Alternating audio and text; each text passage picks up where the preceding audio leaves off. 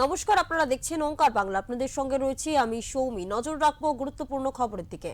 প্রায় ১৯ বছর পর শুক্রবার দুপুরে কলকাতা এলেন বাংলাদেশি লেখিকা তসলিমা নাজরিন।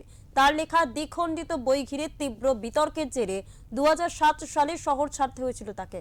২০২৬ সালে সরকারের বদলের পর নিরাপত্তার আশ্বাস পেয়ে ফের শহরে পা রাখলেন লেখিকা। ফিরে এসে তিনি বলেন, তার নিজের দেশে ফেরার মতো অনুভূতি হচ্ছে।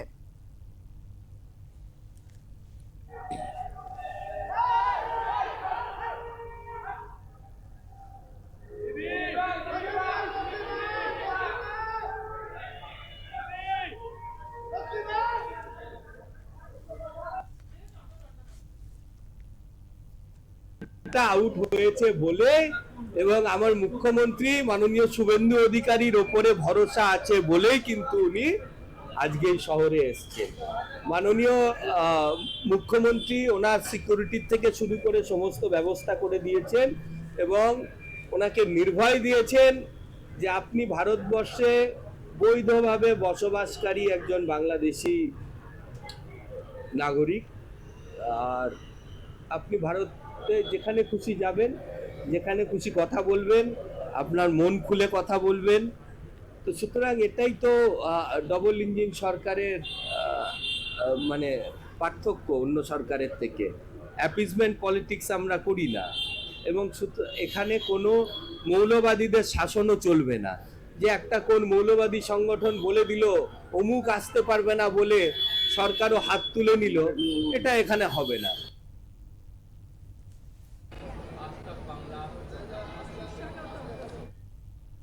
এই বিষয়ে আমরা কথা বলবো আমাদের প্রতিনিধি মানুষ চৌধুরীর সাথে। মানুষ, তোমার কাছ থেকে জানতে চাইবো, কলকাতায় এলেন ১৯ বছর পর বাংলাদেশি লেখিকা তসলিমা নাজরিন। তিনি কলকাতা বিমানবন্দরে ঠিক কখন এসে পৌঁছলেন এবং শেষ মুহূর্তের আপডেট ঠিক কি রয়েছে তোমার কাছে? তোমাকে বলি, দীর্ঘ ২০ বছর পরে কিন্তু শহরে ফিরলেন, কলকাতায় ফিরলেন তসলিমা নাজরিন, বিশিষ্ট লেখিকা। তিনি বাংলাদেশের লেখিকা ছিলেন। বেশ কয়েকটি বই প্রকাশন করে কিন্তু তিনি মৌলবাদীদের দর্শনালয় করেন এবং তারপরে কিন্তু তার বাংলাদেশ যাত্রা তিনি কলকাতায় আত্মজীবী অর্থাৎ ২০০৭ সালে তখন কিন্তু বাম জামানা ছিল। এই বাম জামানা আমলে তিনি কিন্তু বামপন্থী মানে মনোমুক্ত বলেই পরিচিত ছিলেন। কিন্তু এই বাম জামানা আসার পরে কিন্তু তাকে কিন্তু এই শহর কিন্তু ছাড়তে, অর্থাৎ তার যে তখন একটা বই বেরিয়েছিল দ্বিখণ্ডিত, সেই দ্বিখণ্ডিত বইটি নিয়ে কিন্তু মৌলবাদীদের আবার দর্শনালয় করে। ফলে কিন্তু দীর্ঘ যে ৩০ বছর যে বাম শাসন, কিন্তু তাকে এই রাজ্য ছাড়তে হয়েছিল।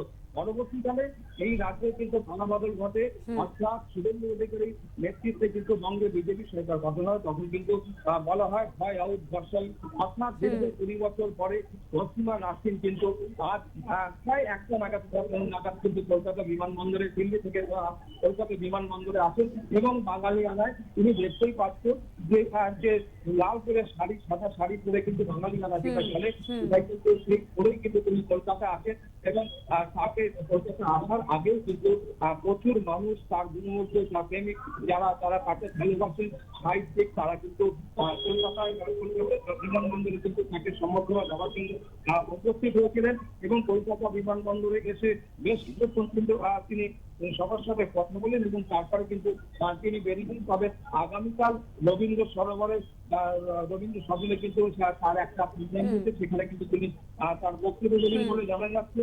তবে তিনি বাংলায় থাকবেন সেটাই কিন্তু এখন দেখার।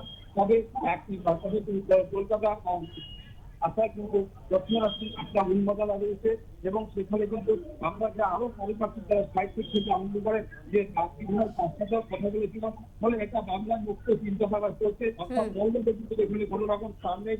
তাই তিনি যদি থাকতে চান তিনি থাকতেই পারেন, এমনি বাংলায় তাকে স্বাগত। মানুষ, কলকাতায় পা রাখলেন তসলিমা নাজরিন এবং কলকাতায় পা রেখে তিনি ঠিক কি জানালেন? তিনি কিন্তু অত্যন্তই খুশি, সাথে তো বোঝাই যাচ্ছে তিনি কিন্তু যেটা তোমাকে বলছিলাম, তিনি যে আসেন তিনি লাল করে সাদা শাড়ি পরে, সেটা কিন্তু তখনই বোঝা যায় যে তিনি কতটাই খুশি। এবং বিমানবন্দরে নামার আগে সামাজিক মাধ্যমে তিনি একটি ছবি পোস্ট করে লেখিকা লেখেন, আজই এই প্রভাতে কলকাতা অভিমুখে যাত্রা করিলাম। ছবিতে ঐতিহ্যবাহী লাল শাড়ি সাদা শাড়িতে তাকে দেখা যায়। তাহলে বুঝতেই পারছো তিনি কতটা আপ্লুত। সেটা মাদারল্যান্ড, যেটা বাংলাদেশ, সেটা কিন্তু সেকেন্ড হোম বলা যায় এই বাংলা। মানুষ আজ কি তার কোনো কর্মসূচি রয়েছে? আজকে সেরকম কিছু নেই, তবে আগামীকাল কিন্তু রবীন্দ্র সদনে তার একটা কর্মসূচি সেখানে বক্তব্য থাকবেন এবং আমরা যেটা সূত্র মারফত জানতে পারছি সেখানে কিন্তু বিজেপির বিভিন্ন অন্যতম কর্মকর্তারা এবং রাজ্যের বেশ কিছু মন্ত্রী এবং মাননীয় মুখ্যমন্ত্রী শুভেন্দু অধিকারীও কিন্তু থাকার কথা। একেবারেই ধন্যবাদ মানুষ তোমাকে। প্রায় 19 বছর পর কলকাতায় ফিরলেন বাংলাদেশি লেখিকা তসলিমা নাজরিন। কলকাতা বিমানবন্দরে তাকে দেখা গেল একেবারে লাল পাড় সাদা শাড়ি পরে। তিনি জানিয়েছেন, তিনি আবেগে গা ভাসিয়ে তিনি জানিয়েছেন তিনি মনে করছেন তিনি তার নিজের দেশে ফিরেছেন, এই রকম অনুভূতি তার হচ্ছে।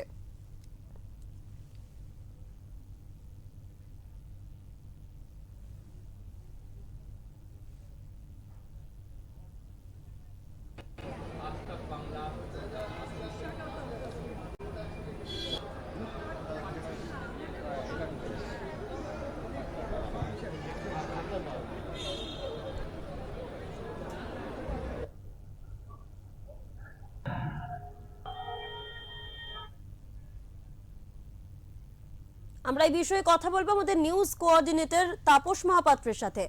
দাদা, যে বিষয়টি নিয়ে জানতে চাইবো, আজ প্রায় 19 বছর পর রাজ্যে পালা বদল হওয়ার পর বাংলাদেশি লেখিকা তসলিমা নাজরিন তিনি কলকাতায় পা রাখলেন। তার এই সফর ঠিক কতটা গুরুত্বপূর্ণ হতে চলেছে? গুরুত্ব বলতে বাংলার সাহিত্য মহলে তো তার একটা ভীষণভাবে আত্মিক যোগাযোগ সেই তরুণ কাল থেকে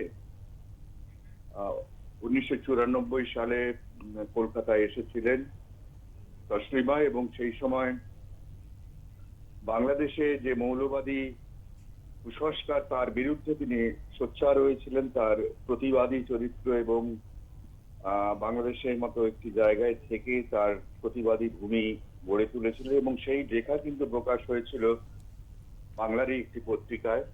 আমরা জানি যে লজ্জা নামে তার একটি গ্রন্থ আছে, তার সেই সমস্ত প্রকাশিত লেখা, এবং সে এক তুমুল পরিস্থিতি সেই সময় হয়েছিল কলকাতায় এবং বাংলাদেশে।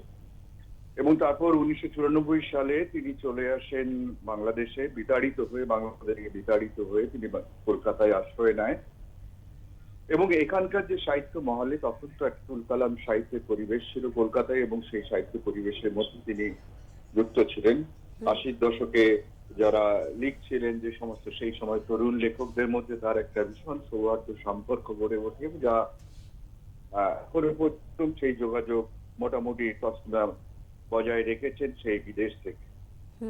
2007 সালে তিনি কলকাতা থেকে চলে যেতে বাধ্য হয়েছিলেন। তার একটি লেখা প্রকাশের পর বিখণ্ডিত বলে একটি উপন্যাস, এবং সেই উপন্যাসকে ঘিরে তুমুল বিতর্ক শুরু হয়, এবং এখানকার একটি সম্প্রদায় তার বিরুদ্ধে রুখে দাঁড়ায় এবং আইন শৃঙ্খলার একটা বিশাল সংকট দেখা দেয়। সেই কারণে তখন বামফ্রন্ট সরকার তাকে নিয়ে কিছুদিন রাজস্থানে রাখে, জয়পুরে, এবং সেখান থেকে তারপরে সেখানেও থাকতে পারেননি, তাকে চলে যেতে হয় বিদেশে। কিন্তু বরাবরই তার, যেহেতু তিনি বাংলার লেখিকা, বাংলার সঙ্গে তার আত্মিক যোগাযোগ এবং তরুণকালে কলকাতার সঙ্গে তার ওতপ্রোত, সে 94 থেকে 2007 এই দীর্ঘ সময় তিনি কলকাতায় থেকেছেন। ফলে এখানকার যে সাহিত্য মহলের সঙ্গে যে তার যোগাযোগ, তার তিনি বারবার রোমন্থন করেছেন তার লেখার ভেতরে, এবং তার কলকাতা ভীষণভাবে টানে। তিনি প্লেন ধরার আগেও লিখেছেন মুক্ত বিহঙ্গের মতো কলকাতায় যাচ্ছি, এই যে একটা আনন্দ। ফলে সেখান থেকে বোঝা যায় যে তসলিমার সঙ্গে কলকাতার সাহিত্য মহলে তার যে একটা আত্মিক যোগাযোগ রয়েছে এখনো পর্যন্ত, সেটাই স্পষ্ট হয়। কিন্তু বিষয়টা হলো যে তাকে ঘিরে একটা বিতর্ক সবসময় কাজ করেছে, কারণ তিনি যে প্রথাগত মৌলবাদী যে আচার বা তার যে সংস্কারের বিরুদ্ধে তিনি লড়েছেন, ফলে বরাবরই তিনি একটা বিতর্কিত পরিবেশের ভেতর দিয়ে তাকে চলতে হয়েছে বিভিন্ন ভাবে। এটা একজন সাহিত্যিক হয়ে তিনি কি বলা যায় যে স্পষ্ট ভাষায় প্রতিবাদ করেছিলেন, যে প্রতিবাদী চরিত্র প্রথম থেকেই তসলিমা একজন প্রতিবাদী চরিত্র, এবং প্রতিবাদী চরিত্রের খেসারত তাকে প্রায় এত বছর ধরে দিতে হচ্ছে।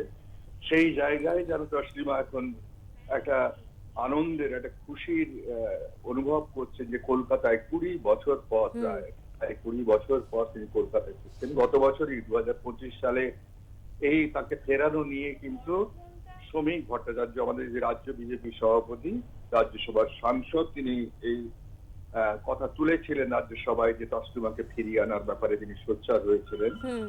এবং হয়তো তারই রেস ধরে এখানে পালাবদলের পর একটি অনুষ্ঠান হচ্ছে রবীন্দ্র সদনে আগামীকালই, সেখানে তিনি প্রধান অতিথি হিসেবে যোগ দিচ্ছেন। এটি খুবই আনন্দের বিষয় যে যত হলেও তিনি একজন বাঙালি লেখিকা, একজন প্রতিবাদী লেখিকা। তার কবিতা ভীষণভাবে জনপ্রিয়, তার লেখা ভীষণভাবে জনপ্রিয়। একেবারেই। অনেক ধন্যবাদ দাদা আপনাকে। প্রায় 19 বছর পর কলকাতায় ফিরলেন বাংলাদেশি লেখিকা তসলিমা নাজরিন। আগামীকাল নন্দনে তার একটি বিশেষ কর্মসূচি রয়েছে, সেখানে তিনি প্রধান অতিথি হিসেবে যোগদান করবেন। ইতিমধ্যেই তার এই কলকাতা সফরে কলকাতা সাহিত্যিক মহলে উন্মাদনা তৈরি হয়েছে।